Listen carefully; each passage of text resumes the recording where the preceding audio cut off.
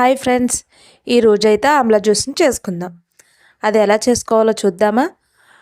మనకు కావాల్సినవి ఆమ్లా, కరివేపాకు, అల్లం. ఈ 3 ఇంగ్రీడియంట్స్ ఉంటే ఆమ్లా జ్యూస్ రెడీ అయిపోద్ది. దీనివల్ల చాలా యూజెస్ ఉన్నాయండి. మనకి హెయిర్ గ్రోత్ అవుతుంది, ఇంకా ఫేస్ గ్లో అవుతుంది, ఇంకా డైజెషన్ ప్రాబ్లం ఉన్నా క్లియర్ అయిపోతుంది.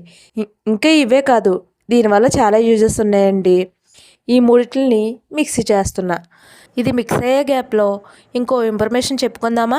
నెక్స్ట్ వచ్చేసి సచివాలయంలో కొత్త రేషన్ కార్డులు ఇస్తున్నారు. కొత్త రేషన్ కార్డులు అంటే కొత్తగా అప్లై చేసిన వాళ్ళకి మాత్రమే కాదు, మిగతా వాళ్ళందరికీ కొత్త రేషన్ కార్డులు అయితే ఇస్తున్నారు. అవి కూడా సచివాలయంలో కానీ వాళ్ళే ఇంటికి వచ్చి కానీ వెరిఫికేషన్ చేసుకుని మరి ఇస్తున్నారనమాట. ఇప్పుడు వేరే సిటీలో ఉంటే వాళ్ళు కూడా వెళ్ళి రేషన్ కార్డులు అయితే తీసుకోండి. ఫస్ట్ తారీఖున మాత్రం అక్కడికే వెళ్ళి తంబేసి మరీ రేషన్ కార్డులు తీసుకోవాలంట. రేషన్ కూడా అక్కడే ఇస్తారంట. ఈ ఇన్ఫర్మేషన్ అయితే మీకు యూజ్ అవుతుంది అనుకుంటున్నా. ఇదైతే మిక్సీ అయిపోయిందండి. దీన్ని ఫిల్టర్ చేసుకోకూడదు. ఫిల్టర్ చేయడం వల్ల యూజే ఉండదండి. ఈ విధంగా ఫిల్టర్ చేయకుండా ఈ ఐస్ క్యూబ్స్ ట్రే ఉంది కదా, దాంట్లో వేసుకుని ఫ్రిడ్జ్లో పెట్టేయాలి. ఫ్రిడ్జ్లో పెట్టాక నెక్స్ట్ డే మార్నింగ్ హాట్ వాటర్లో ఈ పీసెస్ 2 or 3 వేసుకుని తాగేయండి. నాకైతే ఈ జ్యూస్ బాగా నచ్చిందండి.